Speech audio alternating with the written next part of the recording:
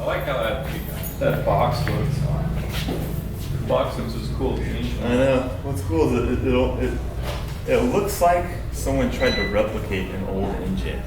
Yeah. But it's an actual old engine. It honestly looks like something out of the line at getting into Indiana Jones. For sure. Disneyland. Yeah, we pulled that at Indiana Jones ride. We could sell that to Disney, dude. Absolutely. No problem, you know? Alright, we ready? Yep. Captain America prop. Alright, quiet on the set.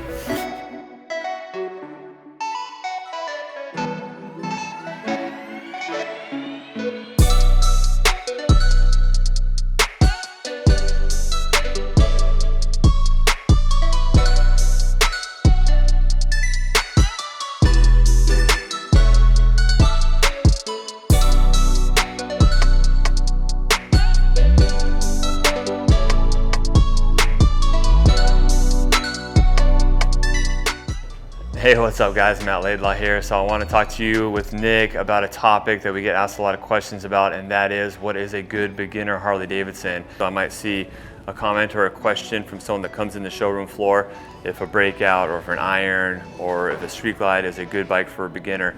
So I wanted to kind of touch on this question a little bit. And there is really no black and white answer for this. There's some bikes that are generally speaking better than others. But I want to go over, one common mistake I see and a couple of ways that you can or a couple of questions you can ask yourself to really determine what bike is going to be best for you. So I'm going to start off with the most common mistake I see.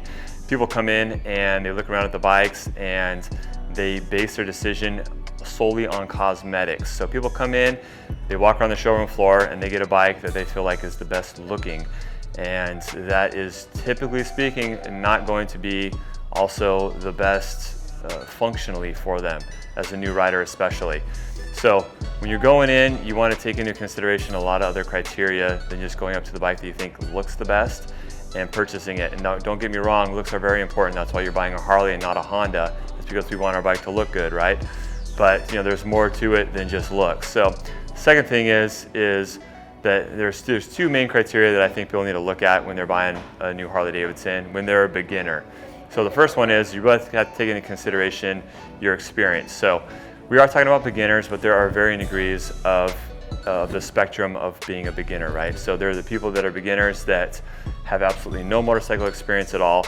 They have no concept of how a clutch works or how gears work or shifting gears. And so they're definitely at a beginner level where they're going to need to be very, very confident on the bike with both of their feet planted and have a lighter weight motorcycle, because it's going to give them more confidence to learn and have an environment to give them kind of the best setup to succeed and to learn how to ride.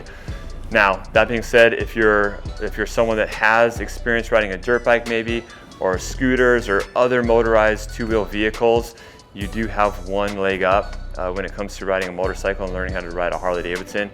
So you might be more comfortable getting a little bit heavier motorcycle. Maybe you'll get like a Softail or something like that, when someone who has no skill at all might go towards like a Street 500, Street 750, or maybe a Sportster or something of that nature. The second thing is you really want to look at your body type as well. So there's two things, obviously, your height and your weight. If you're a taller guy, maybe you're 6 foot, 6'2", 6'3", and you weigh 250 pounds, just kind of using an extreme example, you're probably not going to want to jump on an Iron 883. Even though you are a beginner and the Sportsters are the beginner bikes, I still probably would not recommend that motorcycle for you. First of all, it's going to be too small, you're going to be too cramped. When you do get your legs up on the pegs, you're going to have bad leverage on the bars, you're going to hit your knees with the bars because you're too tall. And so I would definitely bump you up to a minimum a Softail chassis, which are a little under 700 pounds now with the 18 model year frame change. So you want to take your body type into consideration, your height, your weight. You also want to take, even if you're a beginner, any type of past experiences or exposure to operating a clutch. Maybe you've driven a manual transmission car before. That at least gives you the knowledge of how a clutch works, which is very important in learning how to ride a motorcycle. So if you've got that knowledge, you've got a little bit of two-wheel motorized vehicle experience, then those are great. And last but not least, like I said before, don't pick a new Harley or your first bike as a beginner based on cosmetics alone. Definitely take that criteria into consideration, And the other thing that's great about Harley-Davidsons, as many people know, is the customization opportunities are pretty much limitless. So even if there's one or two things about the bike that you're not in love with visually, you can always change that stuff out. And so now I'm going to turn the time over to Nick for someone who has a perspective that's closer in their riding career to having learned ridden a bike. Me riding for now since I could walk. I've ridden for a long time, so I think things get a little bit jaded. But Nick has a little bit fresher perspective on this topic. So as Matt said, it's a little more recent for me. I only started riding maybe 3.5 or so years ago, and I didn't have any riding experience before that. I knew how to drive a manual transmission car, so I was relatively familiar with the clutch friction zone, and that kind of concept of shifting gears. But beyond that, I didn't have any motorized two-wheeled vehicle experience. So bikes were kind of a new world for me.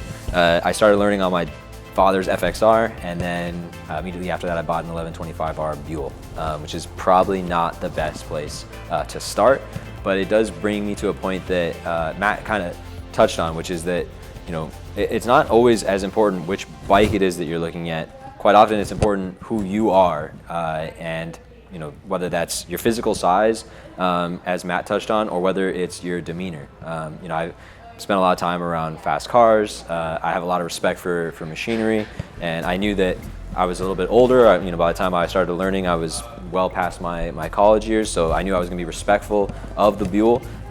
Whereas someone who's 16 and they immediately go buy a 600cc sport bike, probably not going to be the best situation for them. So you need to make sure that you're being honest with yourself in terms of what's your size? Are you a really big guy trying to buy an Iron 883? Are you a really small guy trying to start out on a limited? You need to make sure that you're honest with yourself in terms of what you plan on using the bike for. If a customer comes in and tells me that they're going to be doing highway commutes back and forth, and that they live 60 miles from their work, and then that their favorite bike is the 48, right? And I have to tell them it doesn't make any sense for them because the tank is only 2.1 gallons. They're going to be filling up once or twice a day easily. So you need to be honest with yourself what you're bringing to the table in addition to whatever bike it is that you're looking at, because what your goals are, what your experience is, and what your eventual hope is all going to play into what bike you should choose. So it's not really a simple, is this bike a good starter bike? Because you need to be thinking about, well, what kind of starter are you? And based upon that, what bike should I choose? Keeps it pretty steady. Oh yeah, it does. It's pretty good. That's pretty impressive. Yeah. You're living life through a 4-inch screen. I'm right in front of you. Wow. Hey. Whoa. You're that guy at the concert that stares at his iPad the whole time. Come with me. Be fun. I don't think it's gonna be fun. Yeah, we'll go back to the parts car. It'll be fun. I can't focus on you while I'm walking. Hold on. Well, you Stop walking. So then there we go. Now you can walk again. Come on. It'll be fun. I'm gonna put these down. We're gonna take back the awesome laminator for our signage. And then what we're gonna do after that is go to lunch. I'm really excited. Come with me. Yeah. All right. Actually, I've got to go do something important. No, you Yeah. no. Yeah. I think we're actually recording something important right now. No, we're not. Yeah. Sorry. See ya. Yeah. So try to crank that handlebar over. See what happens. Yeah, that's nice. That's real good. That's what you want to see right there.